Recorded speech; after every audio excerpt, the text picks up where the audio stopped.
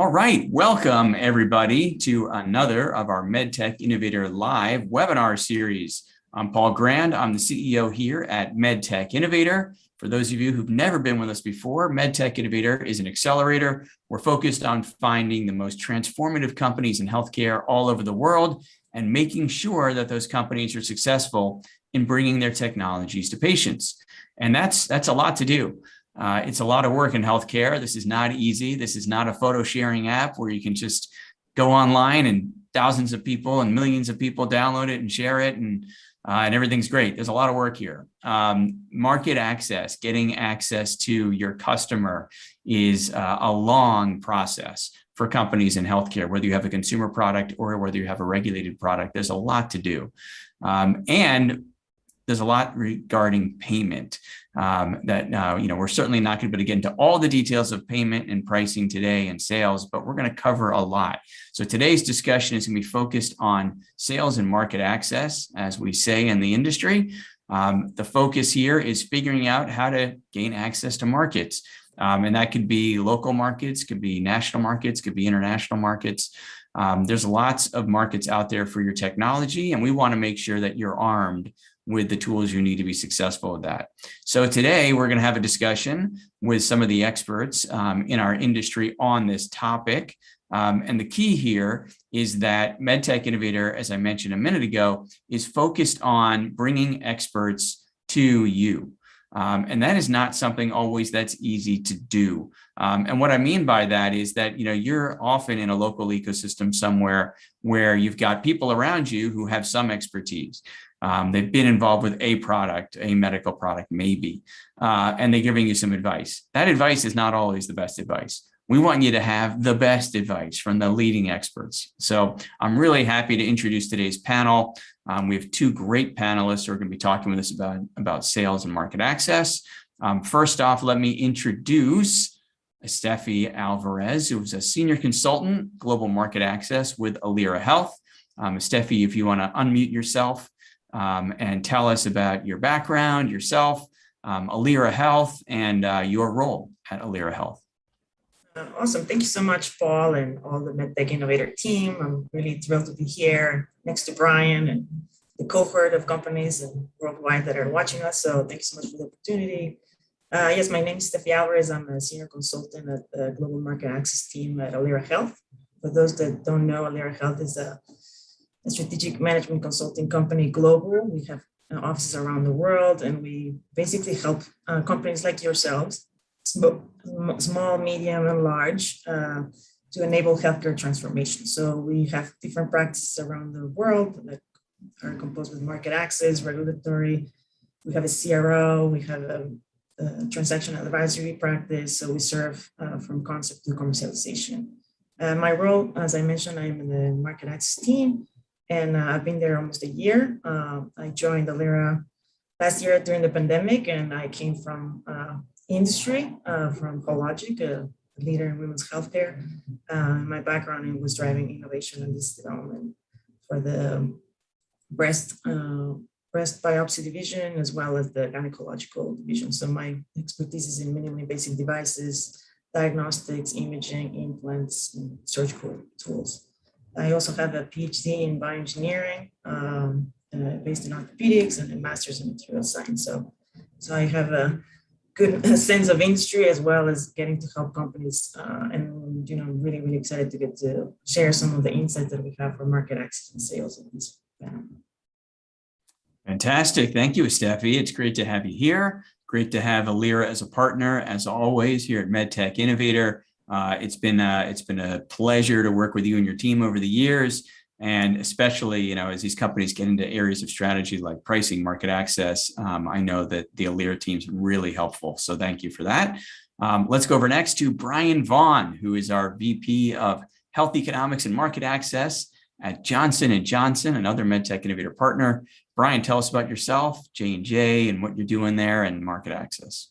Thanks, Paul. Happy to, and it's always great to be with you in MedTech Innovator, and Steffi, it's great to be with you as well.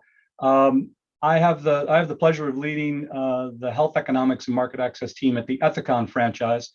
Ethicon is about a $9 billion business. It's part of the broader Johnson & Johnson MedTech sector.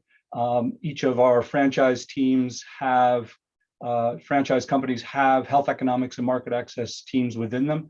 And I lead the one for Ethicon. Ethicon is a global organization.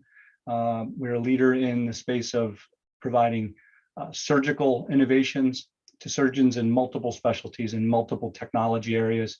And the team that I lead is really responsible from starting in early innovation and working throughout the product development, launch, and then life cycle to make sure that our products ultimately are paid for.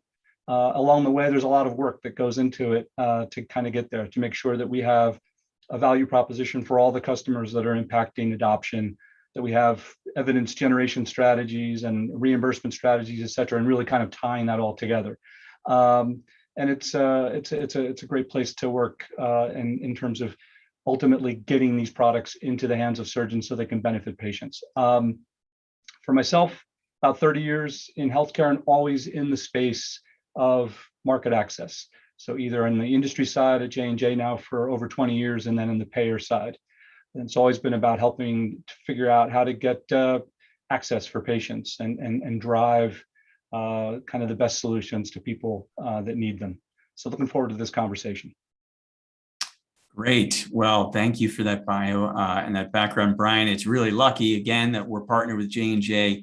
And not only, again, just because J&J is a fantastic company and such a leader in the space, but also because we've got an expert like you here who's got such diverse experience in market access and for such a long time. So great to have you here.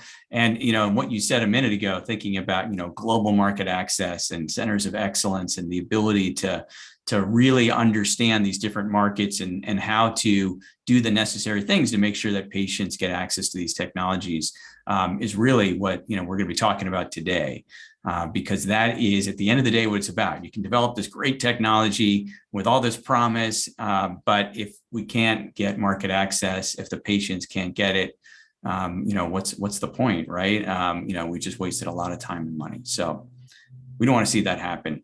I'd love to start off, Brian, with you and just kind of getting a little bit of your thoughts on how things have changed and maybe most recently, focusing clearly on, we want to stay to that on defining value. What is the difference that we're seeing out there today in terms of, what do people want? What's the expectation? Where should we be focused on establishing value, particularly, on the clinical side, obviously, what are people expecting to see?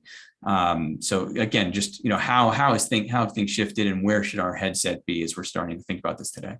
Yeah, no, great question. And I think I'll go back to the comment you made just before you asked the question, which is, I think what's changed most is that, if you want to begin with the end in mind. And I think if I think about how things have changed since I started in the industry, it was really about kind of build your new product, be clear on your features and benefits, get through regulatory and launch. And it was easier, if you will, to kind of think about those things and execute those things. Now it's really, I think the end in mind when we start from the very beginning is it's not just that the technology will do all the things and live up to the promise that we have to prove that it has, but we also have to get access. And so the end in mind is not just the delivery of the technology kind of through regulatory, et cetera, but it's fully meeting the access needs of patients and providers. And to do that is the current challenge for us is we are all operating in a kind of a value-based environment. I think that's been a term that we've all been kind of living with, and maybe it's been evolution, not revolution, but the clear sense is you have to prove value for your technology, not just features and benefits. You have to prove that it's actually creating both clinical and non-clinical value when we bring those things to the market. And everything that we're doing now is with that view versus just kind of the delivery of a new idea or a new technology. It's the full bringing it to the market, making sure that we have a place and have a sense for the populations that are going to most benefit from it, and make sure that we can get them access to that technology. And that's a shift in thinking. And that's driving all the decision making and the investments that are going into our planning now. So following up on that a little bit. So as you're thinking about the shift to value-based care, there's still fee-for-service out there, but I guess would it be fair to say that the place we should all be thinking about is value-based payment, value-based care? I think that's that's the challenge with the value-based as a term, right? So we can go all the way to value-based agreements, but the bottom line of the theme of value-based is even in a fee-for-service environment, it's incredibly difficult to bring products to the market that you don't have a quantified value proposition for, even in a fee-for-service environment. People want to know in a VAC committee, even in a fee-for-service environment, if you're bringing a new technology, how is this helping them clinically? How is it impacting the economics of care? Is it changing the pathway? So it may not be directly linked to value-based payment, but it's clearly driven by value-based thinking.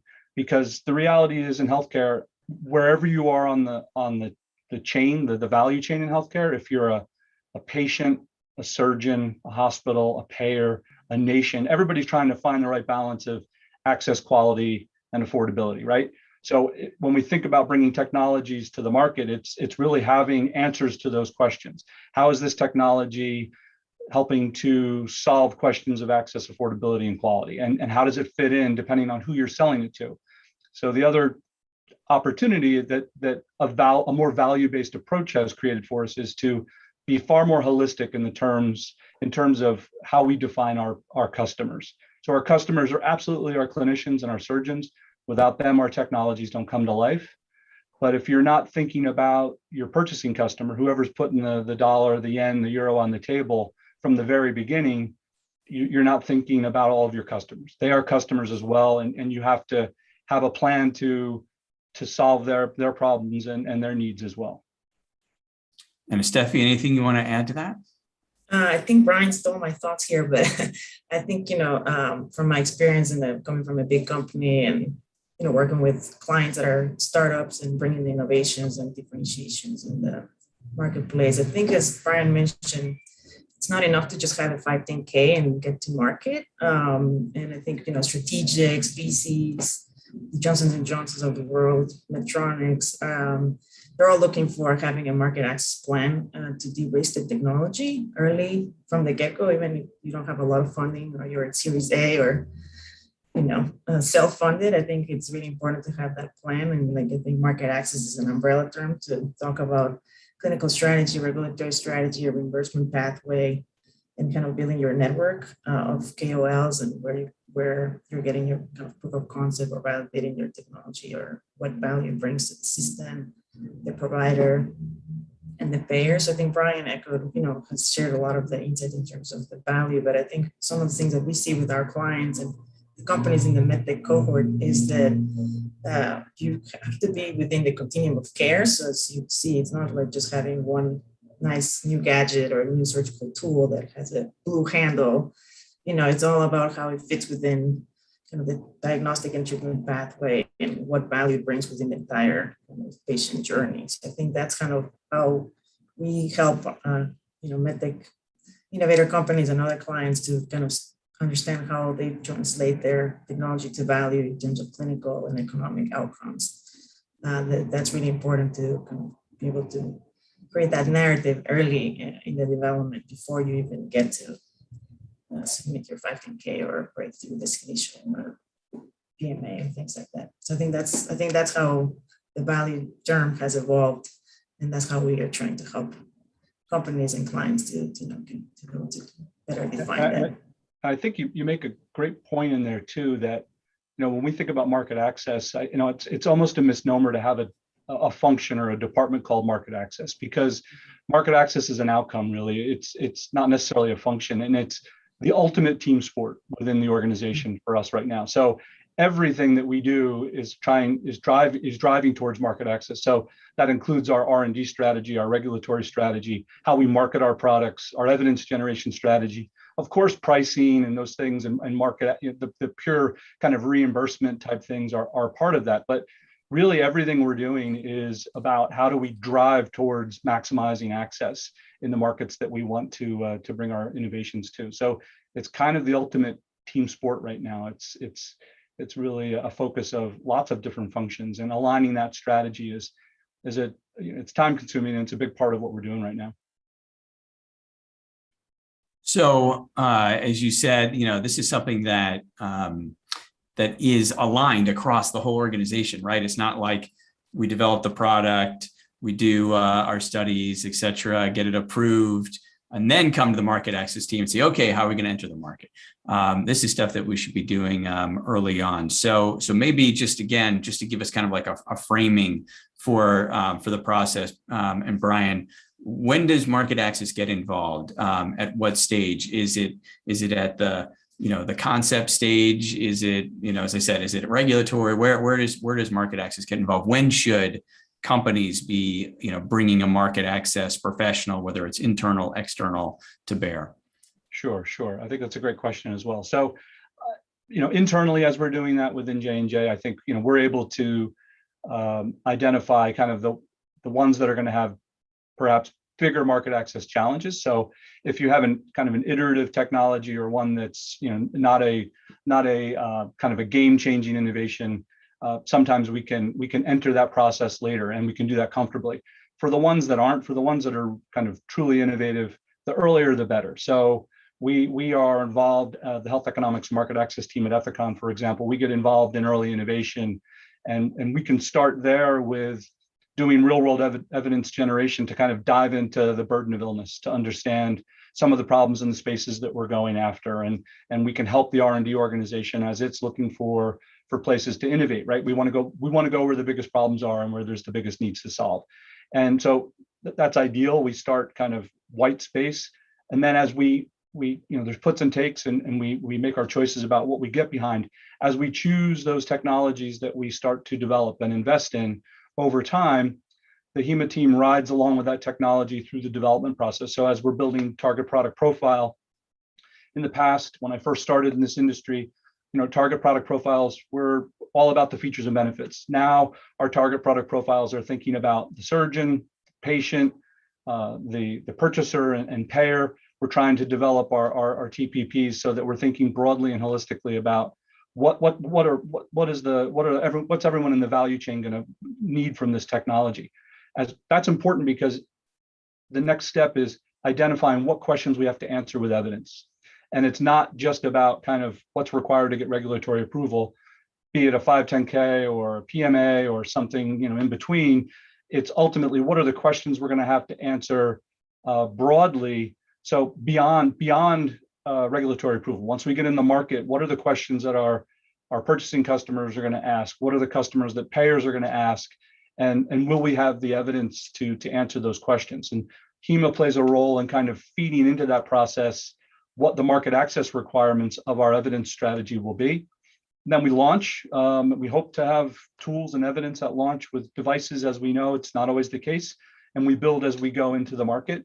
And the critical piece about that is, and I think where everyone in the industry is kind of thinking differently, and I know we are thinking differently, is 1, 2, 3 years after launch, what other markets are we going to go to? If you're going to go to China, we need to think about evidence in China, for example. So the whole evidence generation strategy space has really evolved, and it's evolving not only to support the changing regulatory landscape, but it's really changing to support kind of the market access requirements around the world. Some markets require head-to-head comparative data to enter markets and to get differentiated reimbursement. Those are challenges that we have to meet. So it's if it works, and we hope that it does, and we get involved, we ride along through the whole process. We have to make those choices in terms of where we go, but it's more and more a holistic process. And just following up on that, then, so you kind of led me to thinking about the customer, that payer, whoever that is. How do you figure out what they're looking for? So as you said, we want to deliver what they're, we want to have the evidence and everything that's going to be required. So how do you figure that out? How do you get that information, especially if you're a smaller company and you're not J&J, perhaps, like, I'm sure there's still the same principles that people can apply. So do the payers, for example, share what they're looking for in particular? Like, can you have those conversations interactively? Like, just give us some tactical advice. Sure. And so I'll make some, at least for the U.S. market, because I think it's one that's, helpful, I think, a little bit in terms of, so there's, for my business, in terms of surgical care, we're selling to hospitals, IDNs, ambulatory surgery centers. So that's our purchasing customer.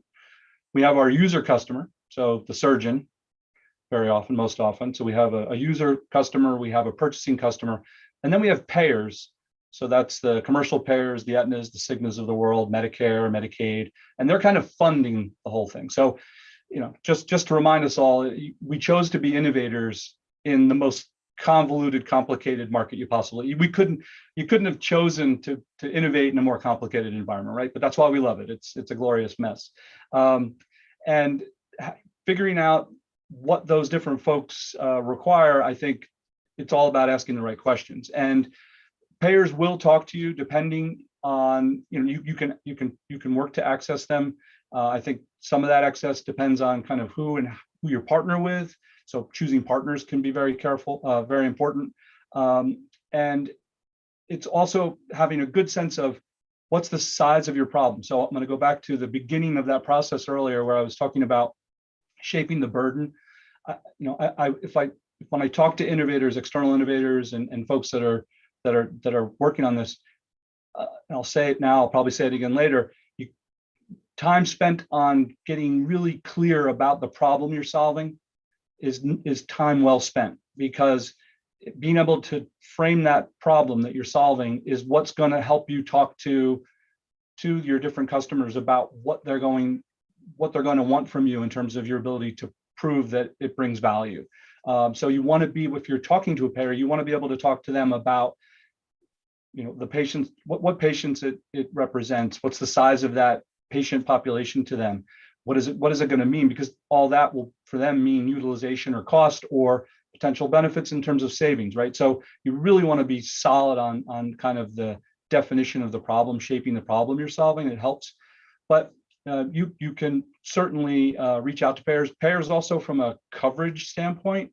If you're bringing in a truly innovative technology that's going to upset or change the pathway of care, most payers are very clear on their websites about what their medical policies are for the different technologies and specialties and procedures. And in those coverage decisions, you can definitely glean what they're looking for from an evidence standpoint, whether or not it's going to be comparative, what they view as the next best alternative, et cetera. So you can do that kind of desk research, and there's a lot you can glean from. Google's a great partner for some of these things, and you can definitely do that work. And when it comes to purchasers, we do a lot of at J&J, knowing that our resources are different, et cetera. So I understand that. We do a lot of, we talk to customers. I mean, we try to talk to as many different types of customers as we possibly can with non-clinical advisory boards, et cetera, because it's the influence that they're having and their focus on value is dramatic enough right now that we feel like we have to ask them the questions directly versus doing what we used to do, which was ask surgeons if they thought the price was right? Any surgeon is going to tell you, well, if it's a new technology and I want to use it, the price is right. But we really think you need to be talking to the people that are actually investing in the technology if you want to understand that. Does that help? It helps a lot, Brian. Yeah, thank you.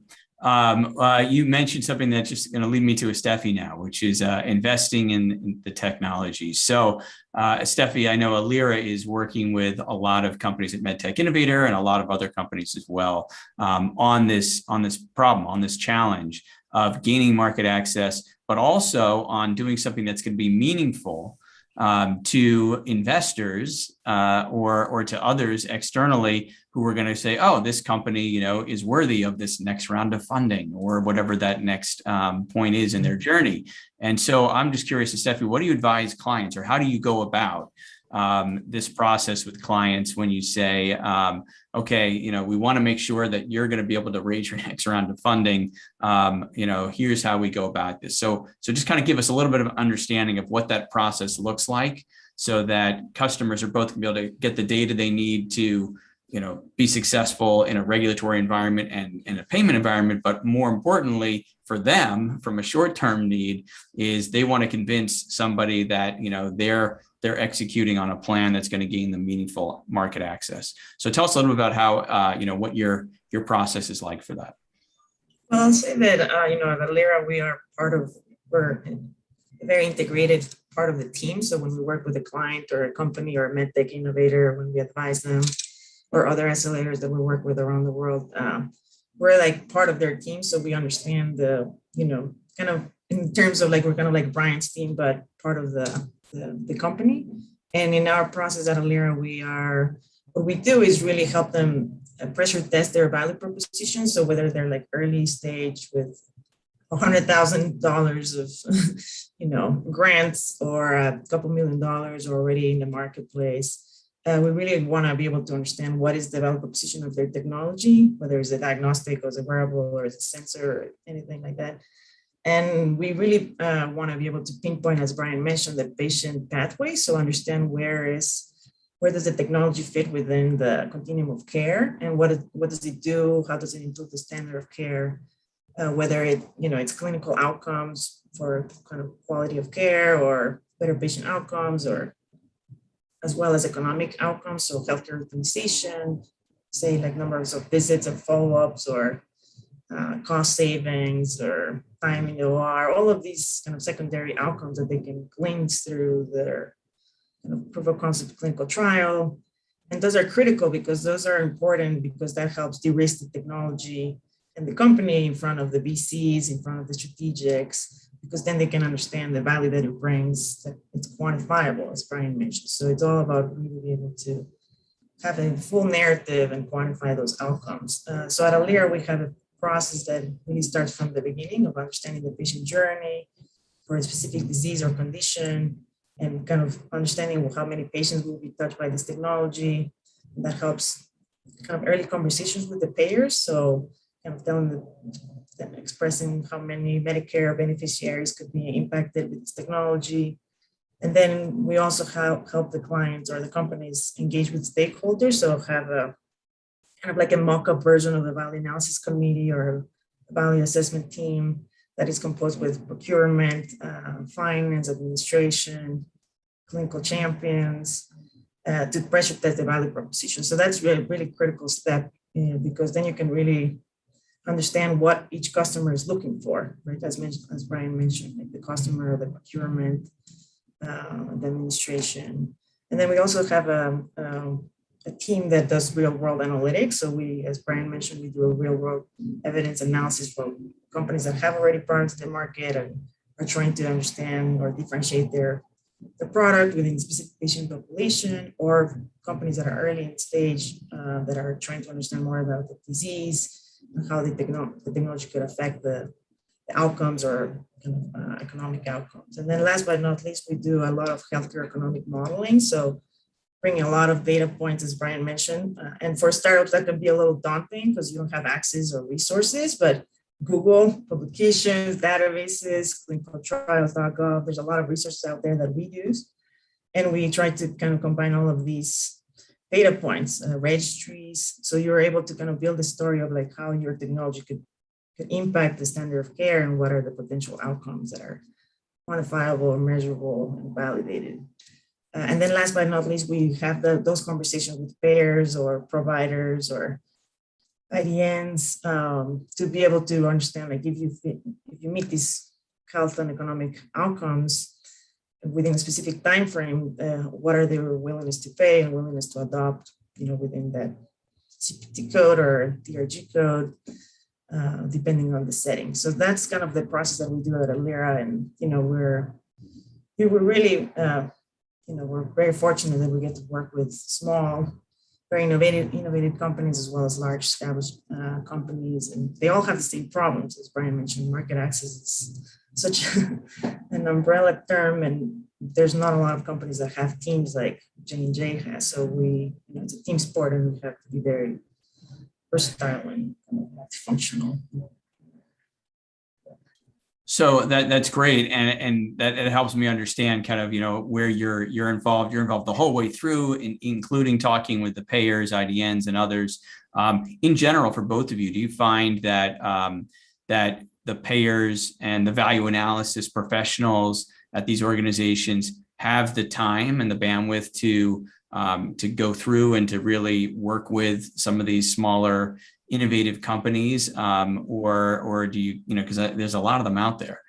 So is that something that you've found that people generally are pretty receptive to, or is there like a concentrated number of small, centers that are really good at this, or, just give me a little flavor for that, Steffi, what on your end, what do you see there?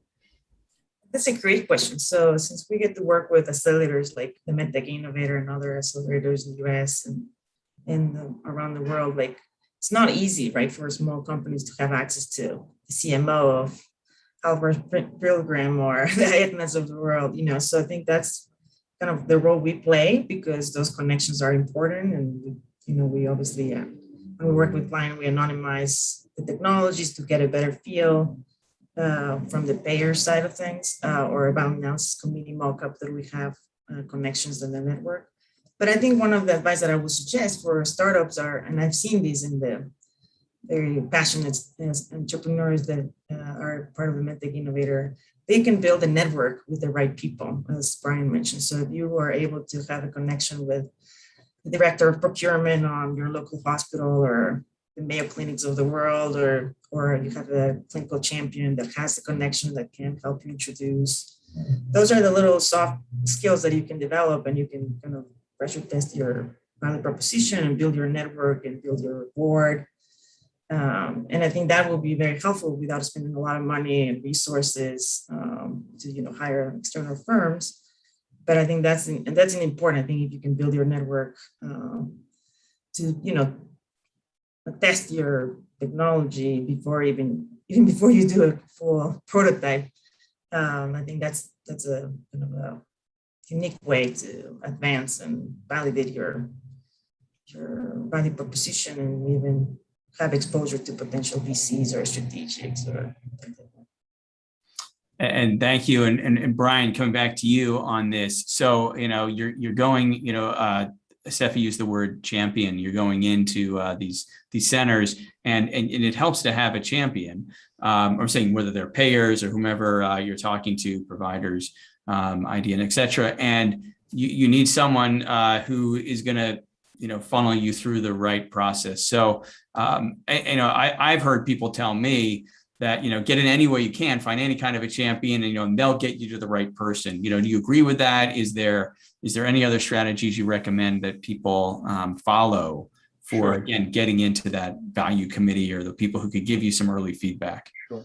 And let's face it, there are times when getting to anybody might be your option. But I think if you want to think about things like value analysis committees, as an example, are they're tricky. We know what we need to do to prepare for them in terms of the kinds of questions that they're asking, the kind of data, models, et cetera. As Steffi noted, we need to make sure that we have that will answer those questions. But access to a value analysis committee is not easy. They're very much closed to the manufacturer. So a large part of some of our access in terms of our ability to influence value analysis committees, as an example, is through the surgeons that represent our technologies to the value analysis committee. So, and it's part of what we do in terms of making sure that our evidence and our tools and our value proposition is clear to the surgeons, so that he or she, as they go to the value analysis committee with a new technology, are able to communicate on behalf of that technology, and say not just why it's important to them clinically, but how it fits into the broader goals of the hospital or the IDN that they work within. Those systems tend to be fairly closed to manufacturers, as I've found, and they are getting more sophisticated, certainly. But I think it's disparate. I think, if you've seen one value analysis committee right now, you've seen one value analysis committee. I think they're very different in terms of what they take on in terms of data and what they can, but we have to kind of be prepared for all of them. And I think that gets to, kind of a conversation we were having before. And I think that this is changing the way we think about kind of KOLs and partners, because it's not just about clinical KOLs anymore. It's, if you think about market access and trying to talk with and to payers, even trying to get coding figured out for technologies as you're going for your reimbursement strategy. Coding is a process that is very much driven by the societies, the various specialty societies. So choosing your partners when you're going after your reimbursement strategies has become more and more important as well, because some of the folks that have the best connections, understanding, and influence with the coding committees may not be the same folks you've developed your technology with, right? So you need to think about those things, as if you have a technology, for example, that's going to require unique coding coverage and payment. Can I jump in there? Please, Steffi. Yes. Yeah, I think Brian brings a really important point that I think there has been an evolution of what a KOL or a clinical champion is. Like, I think there was a lot of power before from a surgeon, an orthopedic surgeon in the case of Brian, and other, major chairs of the departments, that they have a lot of power and say, but the budget doesn't really come from them anymore, since, it's all kind of bundled, big GPOs, everything is kind of bought as a package for services and the devices. So I think one of the things that the KOLs do, like the clinical champions, they advocate, right? As Brian mentioned. So we have a lot of clients that have great connections with established surgeons, and that's a great first pass because they're the ones that can, present the technology, can advocate of why it's needed in their hospital for their office setting or ambulatory or in the OR. But I think going beyond that, I think those are the users, those are the hands-on users that are in the OR and that can talk about it. But I think you can also have KOLs, like clinical, that are related, that are influencers in the society. So then they're, the AOS of the world, the people that are publishing, they're the ones that are standing on the podium, that can talk about the impact of the technology, within the continuum of care. And then other champions, as Brian mentioned, that might not be easy to access, but having an understanding of a procurement director of a large hospital that understands the processes and understands what are they looking for in the technical dossier or the clinical dossier that companies have to produce to, pitch for the bioanalysis committee. Those are really critical connections that you can build through the clinical champions and your network and your board members in the case of like small companies. So I think being able to kind of create your network is really important to really kind of position your value proposition for each stakeholder, for each customer, because we've seen a lot of clients that they have one per se marketing brochure, one brochure that, one size fits all, and that's used for PCs or pitching or strategic presentations, but it's so different when you go into the different settings and the different customers and different stakeholders, because they care about the features and the potential outcomes in a different way. Yep. Yeah, no, understood. And, I think it's a really great point about those clinical champions or non-clinical champions as well. And key opinion leaders, it's something that we talk with our companies all the time about is, forming these KOL boards, advisory boards, or just finding KOLs in general who are out there and who might help sell your product effectively without really being a salesperson. But whether they're, as you said, whether they're up on a podium, whether they are talking to, the people in their institution and saying, hey, this is a really important technology that would help my patient. It's not just, or our patients, it's not just some new feature. Sometimes it's a new feature. Sometimes there's something that people say, hey, this is really cool, and I want access to this. It's just a new shiny thing. That's probably not the best, most valuable kind of way of doing things. But if it's, hey, and it's going to reduce readmissions by 50%, or it's going to lower length of stay by 1 day or 2 days or whatever, and we really need to be considering this. But choosing KOLs can be difficult. So I'd love a little advice from the two of you on what are the traits, what are the of a KOL that's going to be effective in helping you in this process? Because it's not always, in my experience, it's not always like, oh, the big, top guy in the field, top woman in the field. They're really busy and they may not have time for you. So like, what's a strategy, and kind of how do you look at KOLs in terms of building them into your success strategy for market access? So Brian, let me come back to you on this. Ooh, tough one. So I'm going to take the market access view of this versus kind of the clinical view of this, and that is thinking about kind of who we're trying to influence. So from a market access standpoint, this is why I keep coming back to this.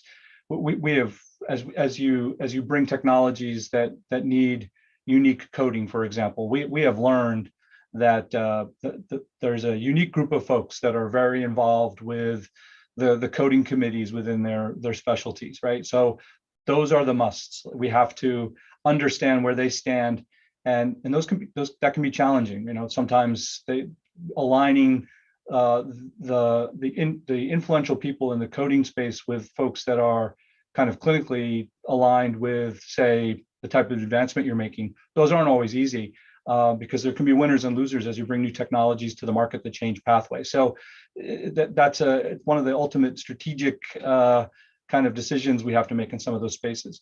And then there's KOLs, and then there's KOLs. So kind of come down from kind of the, even, you said kind of the top people, and then let's go down even to the kind of market level. If you think about how your technology kind of comes to life, we think about this within hospitals and health systems. Clinically, we want to sell our product clinically to surgeons, of course, but there aren't departments in hospitals with, our tech. There's not an endomechanical department at a hospital, right? So our technologies come to life in specialties and procedures. So understanding kind of, I'm a firm believer that if you help your customers succeed in what they're doing, you have a much better chance of succeeding yourself. So if you look in kind of the hospital and health system space right now, there's all kinds of new titles of folks, so if you're in the robotic surgery space, there's VPs of robotic surgery. And if you think about how your technology comes to life for your customer in a service line or in a major division of an IDN, they have broader goals and objectives they have strategy. And so one of the questions is, how does your technology, beyond what it's doing to help clinicians, is it helping them meet their strategic goals and needs for their IDN? Those folks can become incredibly important KOLs for you as well. If you help them succeed with their broader organizational goals in terms of establishing themselves in particular specialties, service lines, or as centers of excellence, that's a great way to approach folks that can then become KOLs and influencers for you around the markets that you compete in. So you probably want to be very smart about that. You probably don't want to ask two people from hospitals that are right next to each other. But if you build a strong relationship with someone around a service line approach, around helping them survive and thrive in kind of a value-based market, that's a story that you can tell elsewhere. And you'll find that very often those folks are willing and able to support those ideas and talk about those ideas with other folks in other markets. And thank you, Brian. And Steffi, as we're thinking, over at Alira, and you're working with companies in building out, their KOL strategy. Anything else you want to add to that, or anything that you do in particular? Yeah, I think we're very active in that area because we also have a kind of patient engagement practice now since we have a CRO. And so one of the things that when we talk about KOL, as Brian mentioned, there's a KOL of clinical champion, the user, or the kind of the ex-past president of the specific society that are very influencers that know the politics and have a strong network and have been in the trenches and now they're in the leadership. But I think thinking about other type of KOLs like the hands-on users or clinical specialists. So those are more like in the field helping, more troubleshooting kind of function, and the big companies tend to have those type of field presence.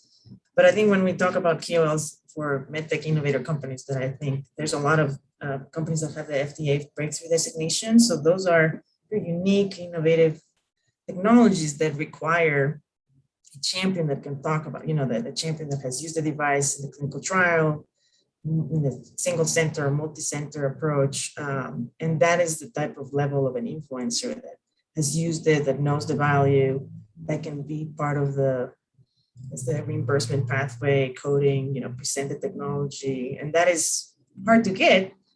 But I think that's one specific KOL for those very innovative technologies that is required, because they have been around from the beginning to hopefully by the time they get to market and reimbursed.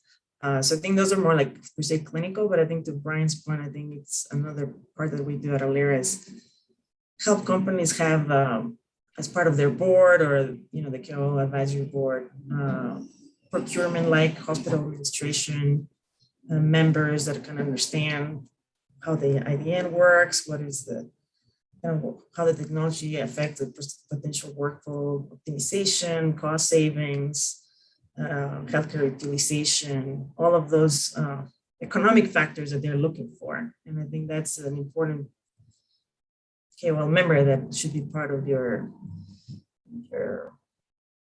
board and strategy that provide that depth of the economic side of the technology.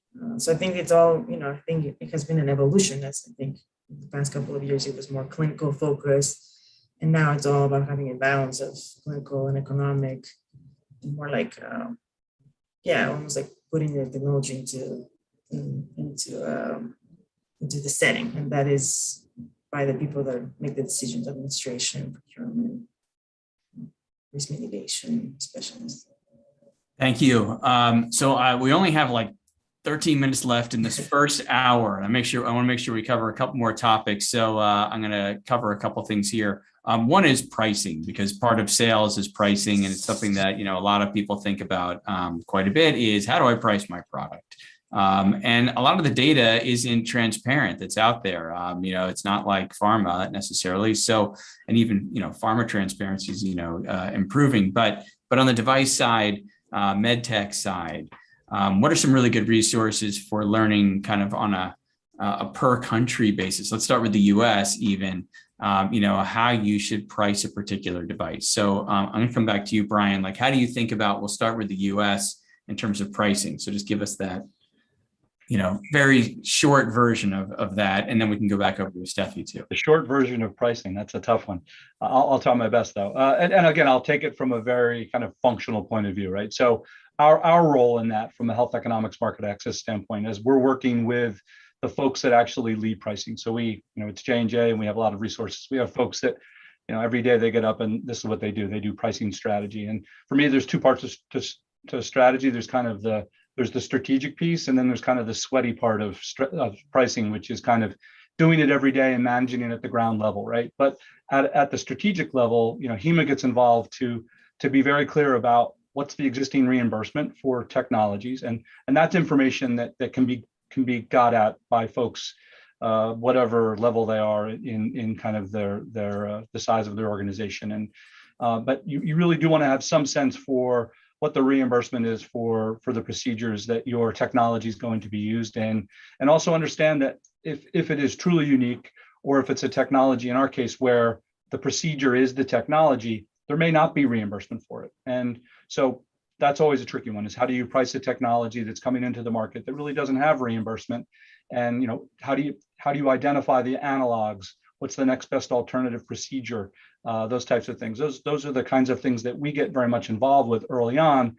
And some of that's as basic as looking at the competitive products and trying to get a sense for what their prices are, and whatever data you can get your hands on from that point of view is really kind of important. And then having some sense of what are you bringing different? What is the additional value that you're potentially bringing with your technology? And that's why getting back to framing the problem is so important, right? Because if you do a good job of quantifying and framing the problem, you'll get some sense for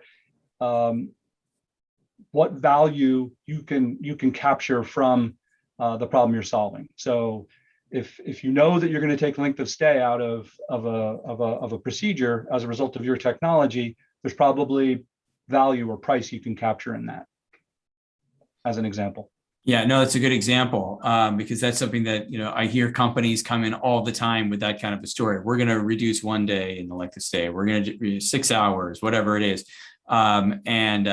Shave time off a procedure or whatever it might be, and having to translate that then into what is the economic value, is the art then to figure that out. Part of it's a science and part of it's an art, because it's not always as simple as saying, well, we're going to shave off some time and OR time costs X dollars per hour, right?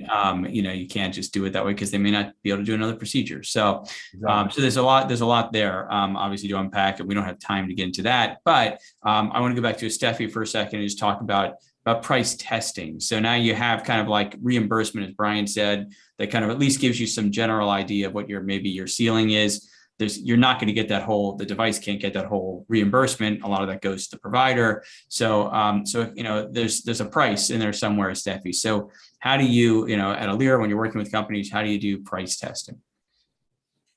So I think, when we think about pricing, I think it's important to think that it's not just, it's based on the setting and the provider, like the actual environment.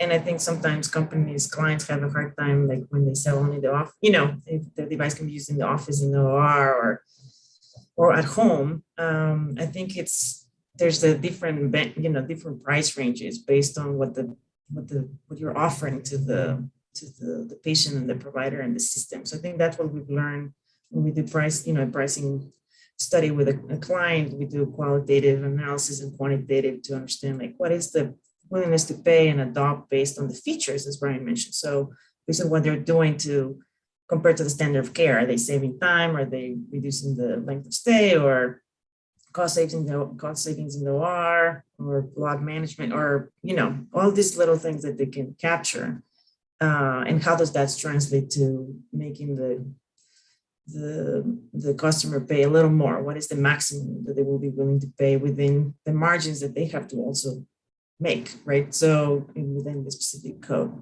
And I think when Brian was talking about like the reimbursement, like if you have a technology that is in the bundled procedure, like a total joint replacement, or that is a very small margin you can gain, because that's already like a pre-programmed the DRG code that has $10,000, and they can only make specific decisions to save if the technology saves or provides cost savings or benefit to the system. So when we do pricing, I think when we advise clients is also to think about beyond how the pricing reflects the value. So whether it's the technology, it's the capital equipment, and it requires a disposable, then like kind of a full sale price or a rent or lease kind of situation to be able to gain a better margin on the disposable. So for example, for Brian, the disposable shavers or things like that, or versus the capital equipment that can be reusable. And again, based on the settings. So I think it's important to think when the technology can be used across different settings, there's different pricing models and different strategies that you can implement to not lose, or in the specific setting that you're using the device. So. All right, great. Thank you for that. So again, 5 more minutes left. Let me cover something else here quickly, which is just on the consumer side for a moment. So Brian, let me come back to you on that. So I know there are consumer lines within J&J. I know you're at Ethicon, so maybe, that's not, your particular thing that you deal with every day, but on the consumer side of market access, is there, anything you can share for us just generally about how, because it's a different kind of a payer now, right? And so, when it comes to entering a market for consumer health, where the patient is making, or the consumer who wants to stay healthy is making decisions, is that something that your group gets involved with? And and kind of just, again, we don't have a lot of time here, but just any tips you could tell people, like how they might think about entering the market with a consumer health product. Yeah, it's not a space that we generally get directly involved with. We've had some business lines in the past where we were in some cash pay businesses where was down to the individual patient to decide whether or not they were willing to make that investment. So I'm certainly not a space that my team or I am expert in. For me, though, it does come back to those, even the individual is trying to figure out quality, access, affordability, right? So I would think that if you're thinking about bringing a technology to a consumer, which of those, what lever is the one that you need to focus on, in terms of what's going to really drive their interest. And then beyond interest with patients, always it's the trick of, you can build all kinds of interest, but it's actually getting them to acquire or act is always getting to the tipping point is always the question with consumers, right? Understanding that what that tipping point is the work. Thanks. I'm sorry to throw that at you in the last, couple minutes here. Okay. But let's kind of like start to wrap up here with some, just general advice for people, thoughts, reflecting back on market access, the discussion we've had today. What are some, not only just tips, but what are key questions that people should be asking of themselves, of their technology, in order to kind of gut check their value proposition? Like, what are, again, as you look at market access again, and you're saying, all right, we think this is going to deliver a certain amount of value. Again, like, how do you, tell people, kind of just give them, like, again, any advice you have on how they can be successful in their early market access strategy. And again, these are early strategies. It's not, you want to plan for 2 or 3 years out, but we're talking about early market access strategy. So any tips from early market access strategy that you want to make sure people have in their head? I'll start with you, Steffi, and then I'll go to Brian. I would say that I think one of the things that I would suggest for companies to do is to think how to best, as Brian mentioned earlier, to have the narrative well set. So in terms of defining value, so I think you can do a lot with very little, in terms of planning your animal model or your first in human or cadaver study, to be able to use the right measures and the right questionnaires that are validated to be able to capture those clinical and economic outcomes right from the beginning. So I think those are, you don't even have to have a device almost to be able to build that story, and be able to de-risk the technology in front of the funding agencies or the SBIRs of the world or the strategics. So I think for me, we'll be able to demonstrate and quantify the value in the right way right from the beginning, and thinking beyond just clinical outcomes and also a lot of economic outcomes that are more like secondary endpoints. So I think that would be the thing that I would spend a lot of time on. And I think another thing that I would say is look beyond the device. I think sometimes a lot of companies are very focused on the specific technology that they're developing, but like how do they fit holistically in the patient pathway or the specific condition they're addressing, and how that is, how that impacts the healthcare systems, the hospitals, and the providers. So I think that the holistic view is important because that provides the depth to the potential investors to understand the magnitude of the technology, what is the effect and the differentiation of it within the patient pathway and the healthcare system. So I think that's what I would spend the money on. And the last tip, I know we're almost out of time, will be to build your networks. I think being able to have those early conversations with influencers, the KOLs of the world, and because they want to be able to bring the right technologies to patients, right? So I think if you have you're very passionate, you have the right technology and idea in mind, building your network is really important, and getting the right KOLs on your side is, I think it's critical. Yeah, no, that's a very good tip. Building out your network is always something that people should be doing, and especially on the clinical side and the non-clinical side, but focusing on people who are aligned with your vision and your mission to improve lives or health. Finding those people, is going to help you every day. So let's go over to you, Brian, for some kind of closing thoughts and some general advice. And I think Steffi stole my thunder, which is great. I think you can't, again, I'll go back to, you can't spend enough time kind of really being thorough about defining your problem and kind of quantifying it and being able to kind of explain what the problem is. So spend more time on that than you think you probably need to. Identify those customers holistically, as Steffi said. I think if you think about all the folks that are going to influence whether or not your technology is purchased and adopted, you want to have stories for them as well, and understand what you're going to have to prove with evidence to do that. I think that's kind of becoming more and more important. It's never too soon to start thinking about reimbursement. You should start that as soon as possible. If you're bringing the technology to the market, you want to understand who's paying and how. And then, I think, Paul, the idea of kind of answering kind of a group of basic questions is exactly kind of the approach. And they're really kind of simple questions, which is, what is this technology that you're bringing to the market going to be compared to? Like, understand that and really be ready to show how you're going to differentiate versus that. Does it change the site of care? Does it change the pathway?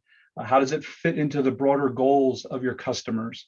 There's a group of kind of questions that I think you can lay a strategy out with pretty quickly, and they're none of them. It's really just about kind of laying that out and thinking about where your product's going to be and where you want it to be, so that you can identify what those questions are, and ultimately, I think thinking about market access from the beginning, not just kind of the regulatory approval and entering the market.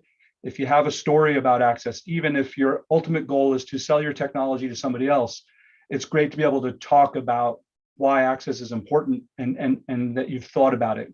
Because if you're talking to those who are investing in your technology, it's good for them to see that you're thinking about access and you're thinking about how the technology will come to life in the market, not just regulatory approval and what it will do, but that you thought about that broader path.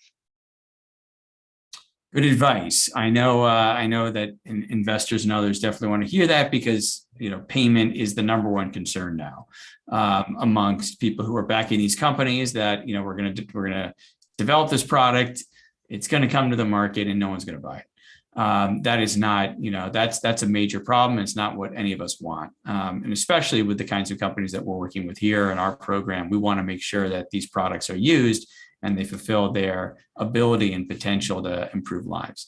So thanks for giving us some of your thoughts today, Brian and Steffi. It's been really, really useful in this first hour. We're going to get to Q&A, and we can really dig into some more of the nuances on things like data and other things that are involved with real world evidence and all that kind of stuff. So we'll get to that. But for those of you on YouTube, we're going to be wrapping up here now. I want to thank you for joining us. We've had a really interesting discussion here, and a lot of other ones that you can go look at on our website at medtechinnovator.org/live. You'll find the archive of not only today's discussion, but also all the past ones on a lot of different topics that have led us to this point. So I highly encourage you to go take a look at that. Also, we have other webinars coming up. We have competitions coming up. We're going to get to see some of our companies presenting. Very excited about that. Our finals coming up in several weeks. So a lot of things to look forward to, and 2 other competitions as well. So great things happening here. Please check back at medtechinnovator.org/live. And again, Steffi, Brian, I want to thank both of you. Thank you guys both for being here today. Thank you so much, Paul, and the MedTech Innovator. It's been a pleasure. We're really excited to continue to support the program, and thrilled to get to see the companies get to the different milestones. So we're really excited. Thank you again for the opportunity. Thanks to Steffi and Brian. Yeah, thank you. It's always, as I said when I started, great to be with MedTech Innovator, and we've enjoyed the partnership and always happy to help any way we can. Thank you. And for both of you, just real quick, if people want to connect with you who are out there on the YouTube audience, can they find you on LinkedIn? How do they do that? Absolutely. Brian, you're nodding. Yes, LinkedIn. Okay. Steffi, same thing for you. Yes, we're excited. We're here. We're here to help. Great. All right. Thank you all. I'm going to end the live stream. And for those of you on YouTube, go have a great day, evening, whatever's left with you for your day. And cohort, stick around for our